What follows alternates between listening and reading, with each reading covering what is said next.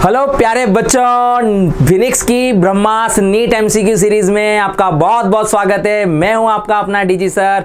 बच्चों, आपके कॉन्फिडेंस को बूस्ट करने के लिए, आपकी रैंक को बूस्ट करने के लिए, आपके कॉन्सेप्ट को बूस्ट करने के लिए हमने शुरुआत की है इस ब्रह्मास नीट एमसीक्यू सीरीज की, जहां हर दिन हर रोज आपको हर एक चैप्टर के ऊपर 45 क्वेश्चंस का बूस्टर हम आपको देने वाले हैं।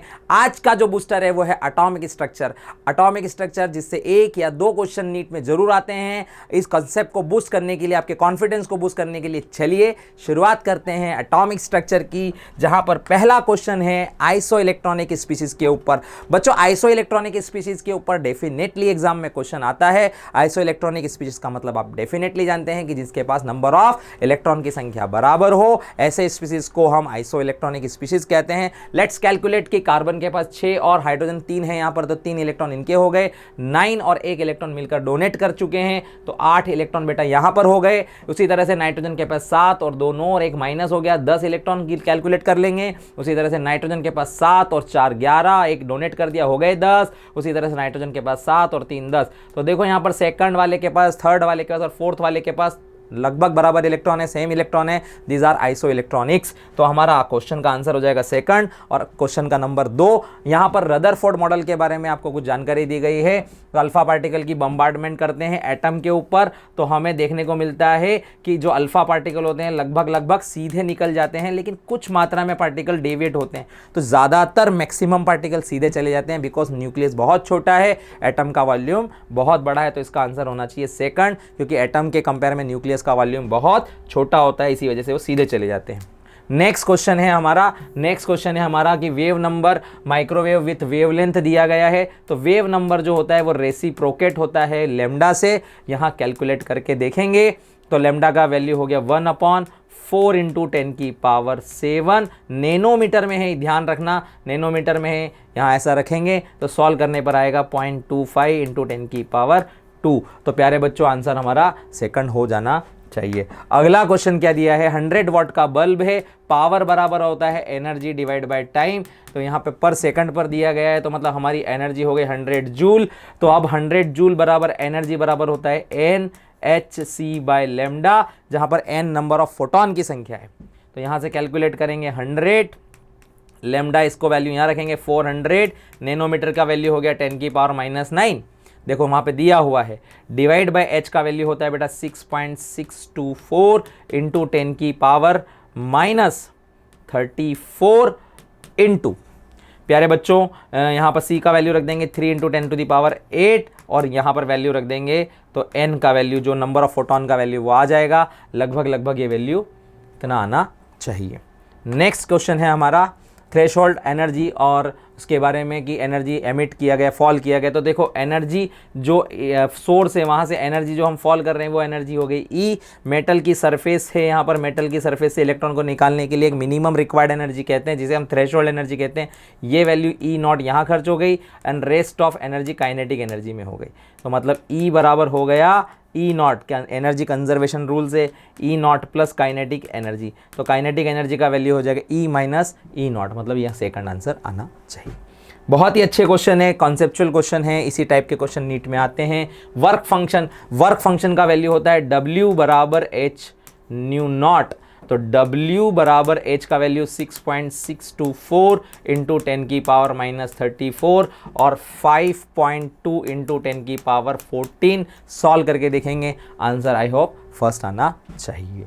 अगला क्वेश्चन है प्यारे बच्चों, आपके पास अलग अलग लेवल होते हैं बोर्स मॉडल के अंदर। फर्स्ट लेवल को हम K, सेकंड को L, थर्ड को M, फोर्थ को N कहते हैं। अगर L लेवल से हम इलेक्ट्रॉन को डी एक्साइट कर दें K पर, तो एनर्जी क्या होती है, रिलीज होती है। एनर्जी जब ऊपर से नीचे की तरफ आते हैं तो एनर्जी रिलीज होती है बोहर मॉडल में, और जब नीचे से एनर्जी इलेक्ट्रॉन एक्साइट होता है तो एनर्जी एब्जॉर्ब करता है। वहीं पर अगला क्वेश्चन क्या है बच्चों कि एंगुलर मोमेंटम होता है MVN RN बराबर NH अपॉन 2π, और यहाँ पर लिखा गया है second Bohr orbit of hydrogen atom is angular moment of second Bohr orbit, मतलब n का वैल्यू 2 दिया गया है हाइड्रोजन एटम के लिए। वहीं पर फर्स्ट एक्साइटेड स्टेट का मतलब भी होता है n का वैल्यू 2 हीलियम आयन के लिए। हीलियम आयन के लिए, मतलब यहाँ पर n का वैल्यू सेम है बट z अलग अलग है। बट इत्तेफाक की बात ये होती है कि एंगुलर मोमेंटम सिर्फ n पर डिपेंड करता है, z पे डिपेंड नहीं करता है। तो दोनों n के लिए सेम हमारा एंगुलर मोमेंटम होना चाहिए, इसका मतलब इसका आंसर x होना चाहिए। तो प्यारे बच्चों आगे बढ़ते हैं। Bohr orbit radius for the hydrogen atom n equal to 1। First Bohr orbit, देखो रेडियस जो होता है बोहर ऑर्बिट का कितना होता है 0.53 n square by z same है तो डेफिनेटली वो डिपेंड करेगा किस पर, n पर। 0.53 इंटू सेकेंड बोहर ऑर्बिट के लिए 2 का स्क्वायर रखेंगे और ये सॉल्व करेंगे तो 2.12, मतलब आंसर 4 आना चाहिए। नेक्स्ट क्वेश्चन है प्यारे बच्चों, क्वेश्चन दिया गया है कि z का वैल्यू 5 है और आपको थर्ड और फोर्थ के बीच में एक्साइट करना है। मान लो n का वैल्यू आपका 3 है और n का वैल्यू आपका 4 है, तो आपको पता होना चाहिए कि एनर्जी जो होती है वो -13.6 z square by n square होती है। तो यहाँ पे रखेंगे -13.6 इंटू z स्क्वायर हो गया 5 का स्क्वायर डिवाइड बाय 3 का स्क्वायर मतलब 9। तो यहाँ पे मैं रख देता हूँ 25 डिवाइड बाय 9। वहीं पर ये हो गया -13.6 इंटू 25 डिवाइडेड बाय ये 4 है तो ये 16 हो गया। तो ये वैल्यू लगभग 37 पॉइंट समथिंग आएगी और ये वैल्यू लगभग ये माइनस में आएगी और ये -21 पॉइंट समथिंग आएगी। दोनों को सब्ट्रैक्ट करेंगे तो वैल्यू लगभग 16.53 के आसपास आएगी। तो दोनों का डिफरेंस एग्जैक्टली निकालना है तो आप नंबर कैलकुलेट करके निकाल सकते हैं। आपको सबसे इंपॉर्टेंट क्या है, ये फार्मूला लगाना है कि दोनों जो ऑर्बिट हैं उनकी एनर्जी पहले कैलकुलेट कर लीजिए और कैलकुलेट करके जहाँ पे आपको जाना है वहाँ की एनर्जी से, जहाँ से आए हो वहाँ की एनर्जी को सब्ट्रैक्ट कर दीजिए। मतलब यहाँ की एनर्जी से यहाँ की एनर्जी को सब्ट्रैक्ट कीजिए, मतलब इस एनर्जी में से इस एनर्जी को सब्ट्रैक्ट कीजिए, लगभग आपको 16.53 का एनर्जी मिल जाएगा।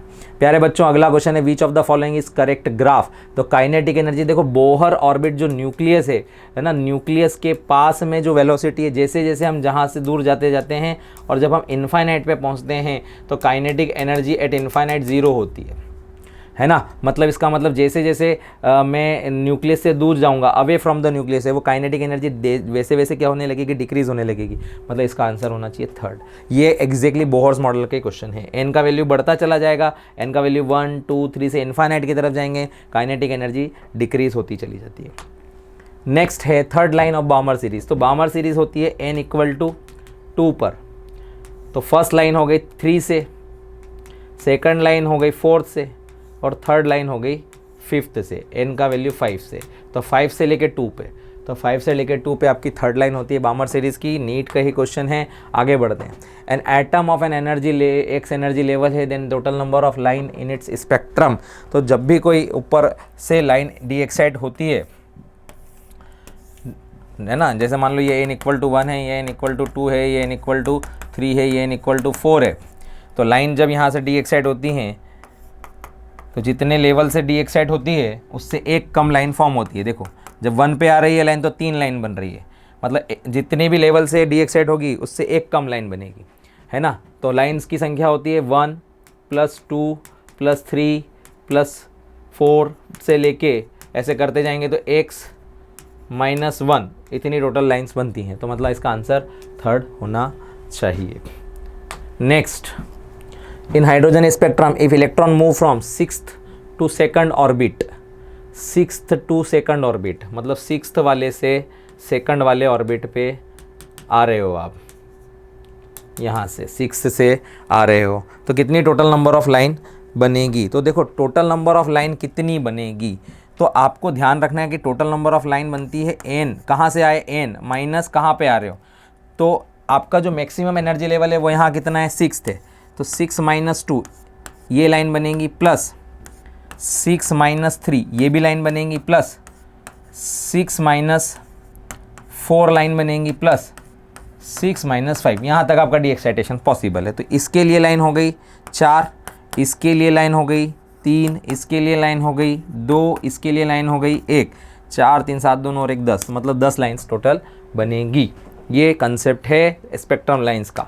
अगला क्वेश्चन है कि first emission line in hydrogen spectrum in the Balmer series. तो फर्स्ट स्पेक्ट्रम लाइन कहाँ से आती है, 3 से 2 आती है। बाउमर सीरीज में n = 2 n = 3 ये फर्स्ट लाइन होती है।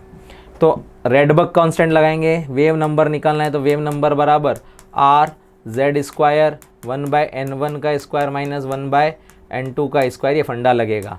तो r z स्क्वायर मतलब 1 का स्क्वायर 1/n1 का स्क्वायर मतलब 2 का स्क्वायर माइनस 1/3 का स्क्वायर, मतलब r यहाँ हो गया 4 × 9 और ये हो गया 3 9 - 4 मतलब 5, तो 5r/36 मतलब आंसर होना चाहिए बेटा फर्स्ट।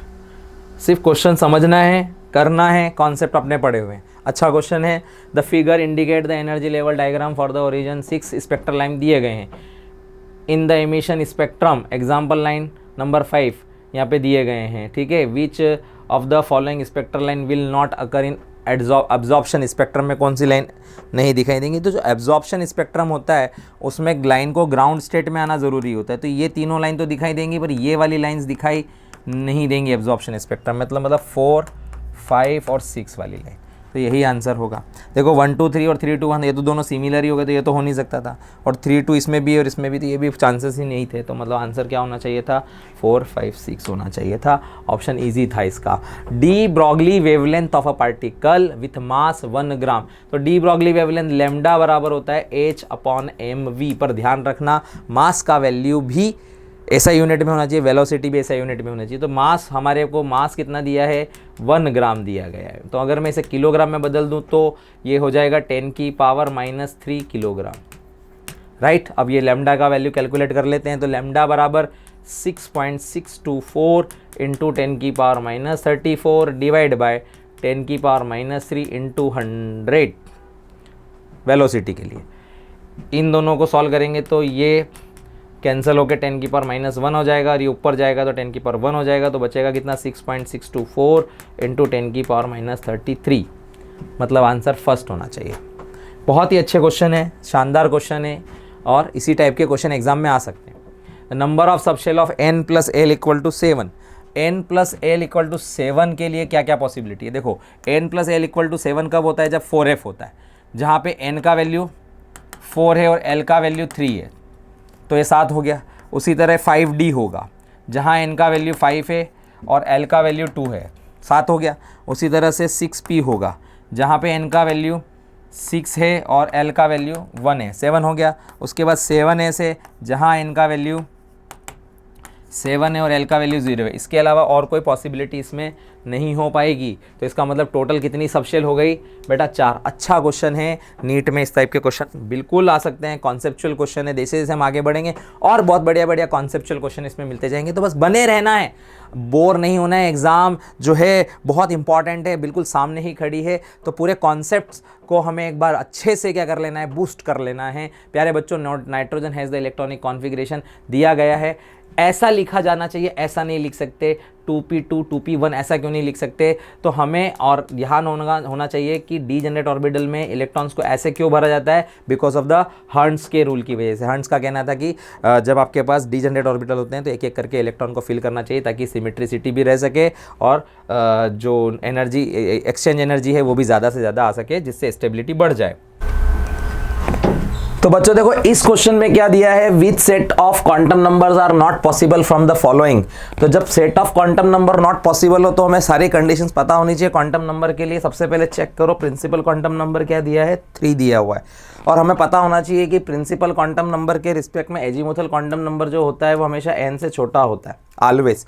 तो यहाँ पे देखो 3 से छोटा है 2, यहाँ पे भी 3 से छोटा है, यहाँ पर 3 से 3 इक्वल हो गया है, मतलब ये पॉसिबल नहीं होगा। तो हमारा आंसर यही होना चाहिए क्योंकि नॉट पॉसिबल पूछा गया है। अगले क्वेश्चन में देखते हैं बच्चों क्या पूछा गया है कि if the value of azimuthal quantum number, अगर l का वैल्यू बेटा अगर 3 दिया गया है तो हमें पता होना चाहिए कि m का वैल्यू जो होता है वो -3 से लेके +3 के बीच में होना चाहिए। मतलब यहाँ पर 0 भी हो सकता है, +-1 भी हो सकता है, +-2 भी हो सकता है, +-3 भी हो सकता है। तो ये सेट ऑफ क्वांटम नंबर ये पॉसिबल हो जाएगा। अच्छे अच्छे क्वेश्चन है बेटा जो नीट में आ सकते हैं। अगला क्वेश्चन दिया गया है, which of the following set of quantum number. हर एक कॉन्सेप्ट पे इस पे क्वेश्चन है। Belongs to highest energy. बेटा जब हाईएस्ट एनर्जी का क्वेश्चन आ जाए एग्जाम में तो आपको n+l करके हाईएस्ट एनर्जी का पता लगाना पड़ेगा। अबव का रूल देखना पड़ेगा। 4+0 मतलब यहाँ पर n+l कर देंगे तो ये वैल्यू 4 हो जाएगा। 3+0 मतलब ये वैल्यू 3 हो जाएगा। 3+1 मतलब ये वैल्यू 4 हो जाएगा। 3+2 मतलब ये वैल्यू 5 हो जाएगा। तो हाईएस्ट एनर्जी आपको दिखाई दे रही है। लास्ट वन में n+l रूल लगाएंगे और हाईएस्ट एनर्जी का पता कर लेंगे। अगला क्वेश्चन है number of unpaired electron in. तो यहाँ पर बेटा देखो 1s2 दिया गया है, फिर 2s2 दिया गया है और फिर 2p4 दिया गया है। इसे अरेंज कर लेंगे और चेक करेंगे तो नंबर ऑफ अनपेयर्ड इलेक्ट्रॉन कितने दिख रहे हैं, 1 2। तो यहाँ पर टोटल अनपेयर्ड इलेक्ट्रॉन 2 लगाना है। कुछ बच्चे यहाँ पर जल्दबाजी में गलतियाँ कर देते हैं और 4 लगा के आ जाते हैं। अगला क्वेश्चन दिया गया है, देखो करेक्ट ऑर्डर ऑफ रेडियस। तो रेडियस के बारे में हमें पता है कि रेडियस जो होती है वो डायरेक्टली प्रोपोर्शनल होती है n² से और इनवर्सली प्रोपोर्शनल होती है z से। क्योंकि ऑर्बिट का नंबर सेम है मतलब n सेम है तो रेडियस जो होगी वो इनवर्सली प्रोपोर्शनल हो जाएगी z से। मतलब जिसका एटॉमिक नंबर ज़्यादा उसकी रेडियस छोटी है। तो हाइड्रोजन का एटॉमिक नंबर सबसे कम है और बेरिलियम का एटॉमिक नंबर सबसे ज़्यादा होगा। तो इसका आंसर फर्स्ट आना चाहिए। जैसे जैसे z का वैल्यू एटॉमिक नंबर का वैल्यू बढ़ता जाएगा रेडियस वैसे वैसे सेम ऑर्बिट के लिए छोटी होती चली जाएगी। अगला क्वेश्चन है कि the ratio of the energy of a photon. Photon की एनर्जी की जहाँ तक बात आ जाती है तो एनर्जी होती है E बराबर hc/λ। मतलब एनर्जी जो है वो इन्वर्सली प्रोपोर्शनल है वेवलेंथ से। मतलब एनर्जी का जो रेशो आएगा E1/E2 वो हो जाएगा λ2/λ1। λ2 का वैल्यू दिया गया है 4000 और λ1 का वैल्यू दिया गया है 2000। कैंसिल कर देंगे तो 2/1 आंसर आएगा। मतलब आंसर होना चाहिए इसका 4। बहुत आसान सवाल है और मज़ेदार है और हर कॉन्सेप्ट पे यहाँ पर सवाल लिया गया है। MRI magnetic resonance imaging body scanner है यूज़ किया जाता है जिसकी फ्रीक्वेंसी दी है 400 मेगाहर्ट्ज़। तो वेवलेंथ निकालनी है। तो प्यारे बच्चों वेवलेंथ जो होती है वो c/ν हो जाएगी और वेवलेंथ का वैल्यू जो होता है c मतलब 3 × 10⁸ और फ्रीक्वेंसी दी गई है 400 मेगाहर्ट्ज़ में दी गई है तो 10⁶ हर्ट्ज़ हो जाएगी। ये दोनों 0 और ये 6 इस 8 से कैंसिल हो जाएंगे। बचेगा यहाँ पर 3/4 मतलब 0.75 मीटर। और मीटर में आंसर इसलिए क्योंकि फ्रीक्वेंसी हर्ट्ज़ में थी तो आंसर यूनिट आएगी मीटर न कि सेंटीमीटर। तो यहाँ पर आपको कंफ्यूज करने के लिए यूनिट में चेंज दिया गया है। तो कई बार हम गलती कर देते हैं जल्दबाजी में। Photon of which light has maximum energy. तो हमें ये पता होना चाहिए बेटा कि ये हम बात कर रहे हैं विबग्योर की। तो यहाँ पर जो लाइट की एनर्जी है वो वॉयलेट लाइट के लिए एनर्जी सबसे ज़्यादा होती है और रेड लाइट के लिए सबसे कम होती है। वॉयलेट लाइट की एनर्जी सबसे ज़्यादा होती है अगर हम विजिबल रीजन की बात करें। अगला क्वेश्चन है ये फोटो इलेक्ट्रिक इफेक्ट से क्वेश्चन है। देखो हमें पता होता है कि जो एनर्जी एक मिनिमम रिक्वायर्ड एनर्जी होती है, एक थ्रेशोल्ड एनर्जी होती है और उसी के रिस्पेक्ट में एक थ्रेशोल्ड फ्रिक्वेंसी होती है। तो जो न्यू होता है वो बड़ा होना चाहिए फ्रीक्वेंसी आपकी जो थ्रेशोल्ड फ्रीक्वेंसी है। सिमिलरली जो लैम्डा होगी वो छोटी होनी चाहिए, इक्वल टू होनी चाहिए जो रिक्वायर्ड थ्रेशोल्ड फ्रीक्वेंसी है उससे। तो ये आंसर आना चाहिए। एक मैक्सिमम वेवलेंथ से ज़्यादा वेवलेंथ हो गई तो एनर्जी कम होती चली जाएगी। तो ये आंसर ये है आपकी थ्रेशोल्ड फ्रीक्वेंसी, इससे छोटी ही होनी चाहिए आपकी required wavelength. Next the value of the first Bohr radius of hydrogen atom. तो हमें पता ही है रेडियस इक्वल टू होता है 0.53 n²/z एमस्ट्रॉन्ग में होता है। ये फर्स्ट है और हाइड्रोजन एटम के लिए तो ये दोनों 1 हो जाएंगे तो वैल्यू आएगी 0.53। एमस्ट्रॉन्ग को हम लिख सकते हैं 10⁻⁻10 मीटर में और इसे कन्वर्ट कर देंगे सेंटीमीटर में तो इंटू 10⁻⁸ सेंटीमीटर में आ जाएगा ये। तो आंसर होना चाहिए सेकंड। प्यारे बच्चों आगे बढ़ते हैं। Energy of electron is maximum at. कहाँ पर होगी मैक्सिमम एनर्जी? तो देखो बेटा न्यूक्लियस से जैसे जैसे हम दूर जाते हैं इनफाइनाइट पे पहुँचते हैं तो एनर्जी ज़ीरो हो जाती है और यहाँ पर वैल्यू नेगेटिव होती है। ये वैल्यू धीरे धीरे नेगेटिव से पॉजिटिव की तरफ जा रही होती है, मतलब इंक्रीज़ कर रही होती है। मतलब जैसे जैसे न्यूक्लियस से अवे जाते हैं एनर्जी इंक्रीज़ करती है और मैक्सिमम हो जाती है इनफाइनाइट पे जाके। तो इनफाइनाइट डिस्टेंस पर न्यूक्लियस से मैक्सिमम एनर्जी हमें मिलती है। अगला क्वेश्चन है if velocity of an electron in first orbit of hydrogen atom is v। तो अगर बोहर ऑर्बिट के वेलोसिटी की बात करें तो वेलोसिटी जो होती है वो डायरेक्टली प्रोपोर्शनल होती है जेड से और इन्वर्सली प्रोपोर्शनल होती है एन से। सो वेलोसिटी ऑफ, अगर थर्ड ऑर्बिट ऑफ लिथियम की बात करें with respect to velocity of hydrogen, first orbit of hydrogen की बात करें, इक्वल टू हो जाएगा z, किसका z लगेगा यहाँ पे लिथियम वाला, डिवाइड बाय n किसका लगेगा वो जो लिथियम वाला है, डिवाइडेड बाय वो n3 हो जाएगा। सिमिलरली z लगेगा हाइड्रोजन वाला, डिवाइडेड बाय n1 हो जाएगा। वैल्यू रखेंगे सारी की सारी, तो जो वैल्यू हमें निकालनी है वो है लिथियम 2+ आयन वाली, ये वैल्यू हमें v गिवन है। z यहाँ पर 3 हो जाएगा लिथियम के लिए, थर्ड ऑर्बिट की बात चल रही है, ये 1 हो जाएगा और फर्स्ट ऑर्बिट की बात है। तो v लिथियम अगर हम कैलकुलेट करें तो बेटा ये v के बराबर ही आ जाएगा, मतलब ये फर्स्ट ही इसका आंसर होना चाहिए। ध्यान रखना बोहर्स ऑर्बिट के लिए वेलोसिटी जो होती है वो डायरेक्टली प्रोपोर्शनल होती है z से और इन्वर्सली प्रोपोर्शनल होती है n से। आगे बढ़ते हैं। Energy of ground state, energy of ground state of helium plus and potential energy of first orbit of hydrogen atom. ठीक है बच्चों, है ना। Kinetic energy of second excited state of helium and ionization energy of potential. देखो energy जो होती है, total energy की जहाँ तक बात है तो टोटल एनर्जी होती है -13.6 Z² bye n² electron volt में। तो अगर हीलियम एटम के लिए ग्राउंड स्टेट में अगर एनर्जी कैलकुलेट करेंगे, मतलब फर्स्ट, तो हीलियम आयन के लिए अगर हम कैलकुलेट करेंगे तो -13.6 इंटू Z का वैल्यू है 2 का स्क्वायर डिवाइड बाय 1 का स्क्वायर, तो ये वैल्यू लगभग माइनस में 54.4 आ जाएगी, राइट। सिमिलरली जब हम ionization potential energy of helium plus की बात करेंगे तो मतलब ग्राउंड स्टेट से इलेक्ट्रॉन को इन्फाइनाइट पे ले जाने के लिए जो एनर्जी लगेगी वो बिल्कुल इसी के बराबर होगी, लेकिन पॉजिटिव हो जाएगी। तो इसका मतलब ये हुआ कि फर्स्ट का आंसर हो गया आपका फोर्थ और लास्ट वाले का आंसर हो रहा है आपका थर्ड। अब यहाँ पर आप मैच करके देख लो, कोई आंसर मैच हो रहा है तो वो आंसर लगा देंगे, नहीं तो अदरवाइज दूसरा भी चेक करेंगे।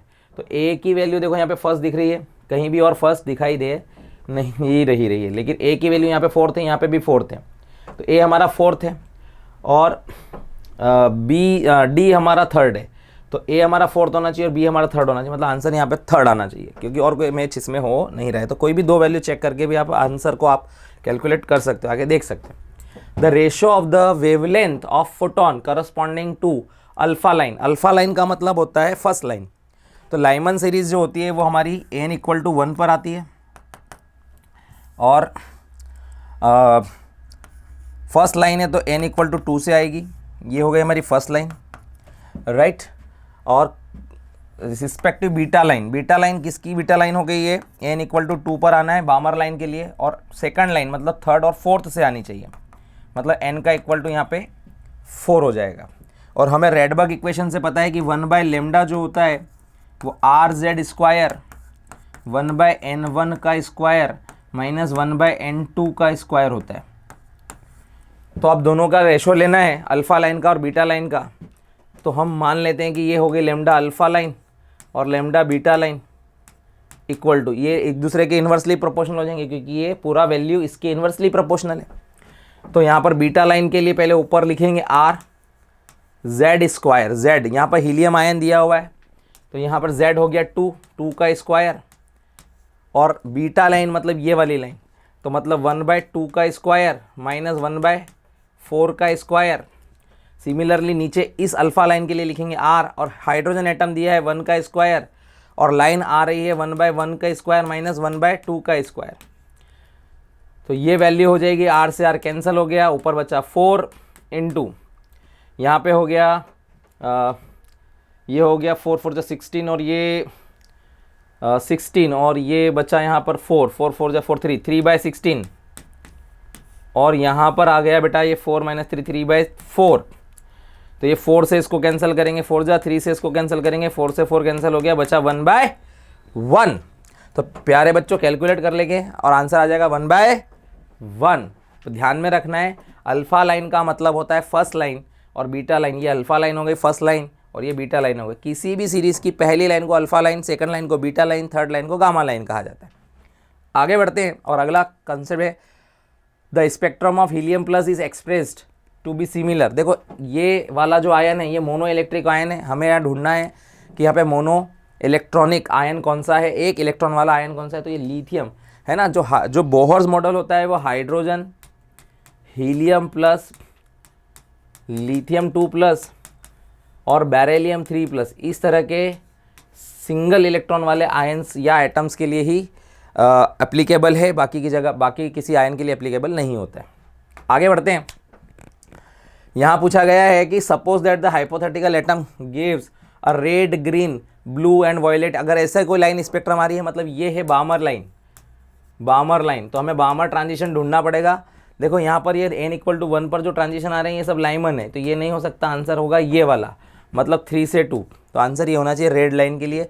और बामर सीरीज का जो फर्स्ट ट्रांजिशन है वो रेड होता है, और जो एंड ट्रांजिशन है इन्फाइनाइट से जो 2 पे ट्रांजिशन होता है वो वॉयलेट लाइन का ट्रांजिशन होता है। आगे बढ़ते हैं।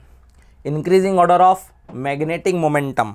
मैग्नेटिक मोमेंटम जो होता है वो डायरेक्टली प्रोपोर्शनल होता है अनपेड इलेक्ट्रॉन से।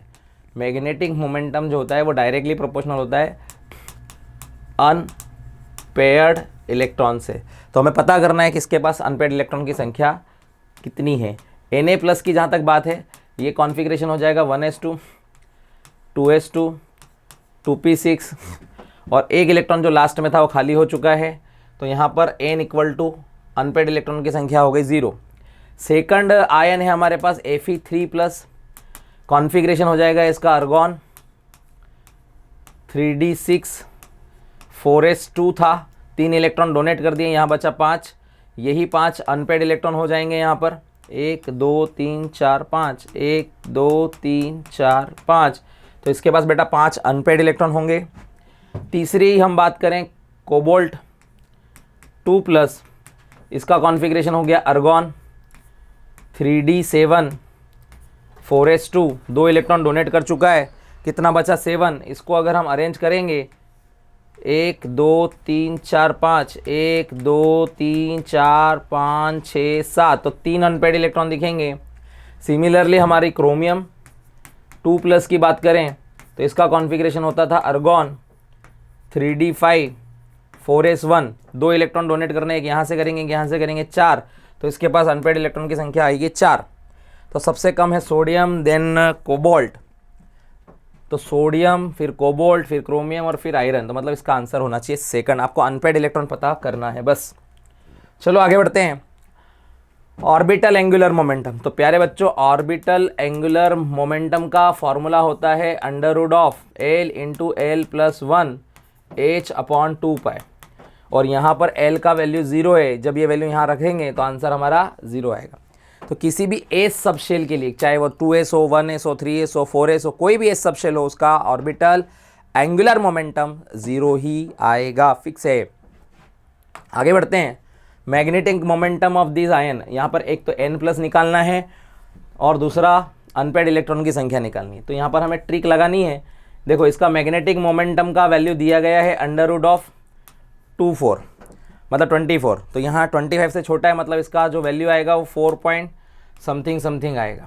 ये जो नंबर 4 है ये इसके अनपेड इलेक्ट्रॉन की संख्या है, तो इसके अनपेयर्ड इलेक्ट्रॉन की संख्या हो गई 4, क्योंकि एटॉमिक नंबर 26 है, मतलब ये आयरन है, और आयरन का कॉन्फ़िगरेशन होता है अर्गॉन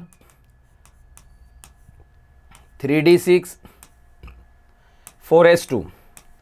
अब ऐसा क्या किया जाए कि अनपेड इलेक्ट्रॉन की संख्या 2 हो जाए, तो यहाँ से 2 इलेक्ट्रॉन डोनेट करवा दें। तो जैसे ही 2 इलेक्ट्रॉन डोनेट करेंगे आप देखेंगे कि इसके अंदर अनपेड इलेक्ट्रॉन की संख्या 4 हो गई है। तो 4 अनपेड इलेक्ट्रॉन तभी होंगे जब Fe2+ होगा, मतलब आंसर होना चाहिए अनपेड इलेक्ट्रॉन की संख्या 4 और इसकी चार्ज की वैल्यू हो गई 2। ऐसे क्वेश्चन आते हैं बेटा नीट में। अगला क्वेश्चन है which of the following ion has the maximum number of unpaired electron. तो बेटा जहाँ पे जिंक होता है, जिंक के अंदर तो 3d10 कॉन्फ़िगरेशन हो जाएगा, तो ये अनपेड इलेक्ट्रॉन की संख्या 0 है। कॉपर प्लस की बात करें तो ये भी 3d10 कॉन्फ़िगरेशन आएगा, यहाँ पे भी अनपेड इलेक्ट्रॉन की संख्या 0 है। ये कॉन्फ़िगरेशन अभी हमने देखा ये 3d6 कॉन्फ़िगरेशन है, और इसको देखेंगे तो ये 3d7 कॉन्फ़िगरेशन है। इसके लिए अनपेड इलेक्ट्रॉन की संख्या कैलकुलेट करेंगे तो आएगी आपके पास 4, 2 3 4 5 6, और इसके लिए अगर आप अनपेड इलेक्ट्रॉन की संख्या कैलकुलेट कर लें तो ये मिल जाएगी बेटा आपको 3।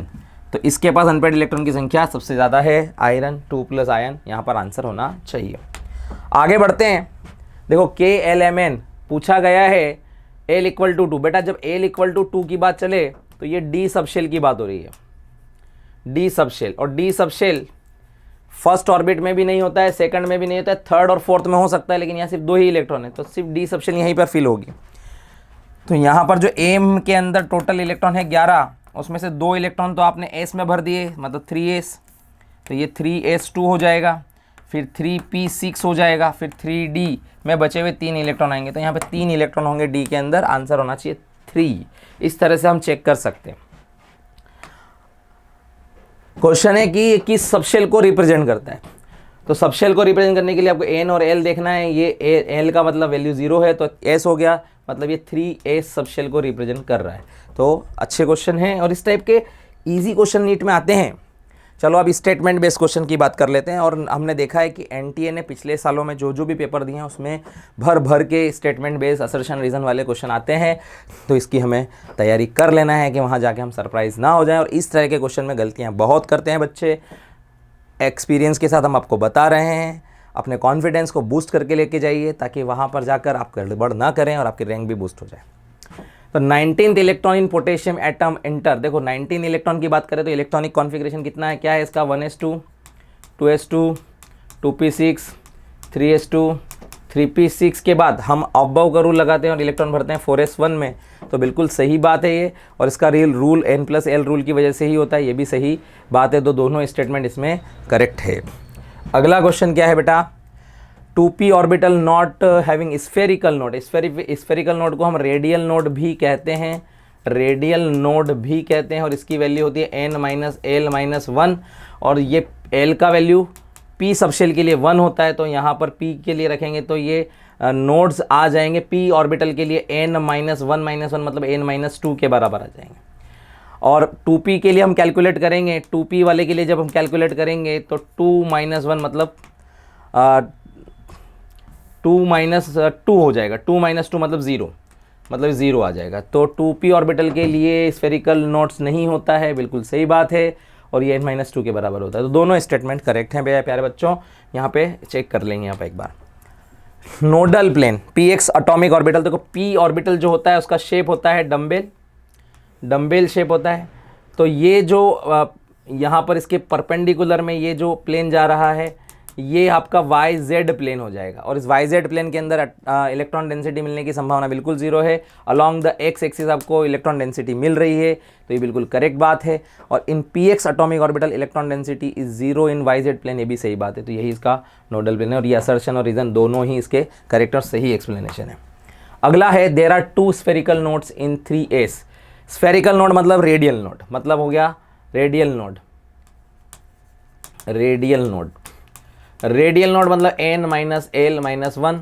3s ऑर्बिटल के लिए कैलकुलेट करना है तो 3-0-1 बराबर हो गया 2। तो देयर आर 2 स्फेरिकल नोड, ये तो बात करेक्ट है।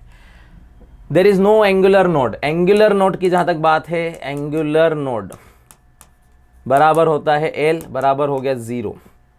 तो एंगुलर नोड नहीं है इसमें 3s में, क्यों नहीं है, l की वैल्यू 0 है।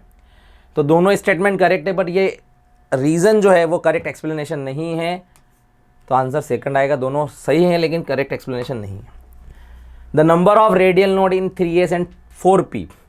तो रेडियल नोड कैलकुलेट करेंगे 3s में, तो 3s में रेडियल नोड कैलकुलेट करना है तो n-l-1 मतलब 3-0-1 बराबर 2, और 4p में कैलकुलेट करना है तो 4-1-1 बराबर 2, मतलब ये दोनों में 2-2 रेडियल नोड है। तो ये बात बिल्कुल करेक्ट है, और ये n और l पर डिपेंड भी करता है, ये भी करेक्ट है, ये भी करेक्ट है, मतलब रीज़न भी करेक्ट है और एक्सप्लेनेशन भी करेक्ट है। आगे बढ़ते हैं। Match the quantum number with information provided by this quantum number. ठीक है, देखो यहाँ पे 4 क्वांटम नंबर और उनके प्रॉपर्टीज़ दिए गए हैं। तो प्रिंसिपल क्वांटम नंबर से रिलेट होता है एनर्जी एंड साइज। इसके लिए हमें थ्योरी अच्छे से पता होनी चाहिए क्वांटम नंबर्स की, और ये इस तरह के मैच द कॉलम टाइप के क्वेश्चन भी नीट में काफ़ी बार आते रहते हैं, तो हमें अच्छे से आना चाहिए हर एक चीज़ property. Azimuthal quantum number shape को रिप्रेजेंट कर रही है, मतलब पहले वाले का आंसर हो गया आपका बी, सेकंड वाले का आंसर हो गया आपका डी, और थर्ड वाला मैग्नेटिक क्वांटम नंबर आपका ओरिएंटेशन हो गया ए, और ये तो बी डी ए सी मतलब ये फोर्थ आंसर यहाँ पे होना चाहिए। ओके, तो दीज आर द क्वेश्चंस जो आपको सभी तरह के कॉन्सेप्ट्स इस चैप्टर के अंदर पढ़ने चाहिए, समझने चाहिए। वो सारे कॉन्सेप्ट पे इस पे क्वेश्चन लिए गए हैं। जो मेजर कॉन्सेप्ट हैं जिस पे question NEET chemistry atomic structure में आते हैं वो सारे आपको एक बार रिवाइज कर लेने चाहिए। अगले सेशन में फिर मिलेंगे पीरियोडिक टेबल के साथ। तब तक के लिए सायोनारा, फिर मिलेंगे दोबारा।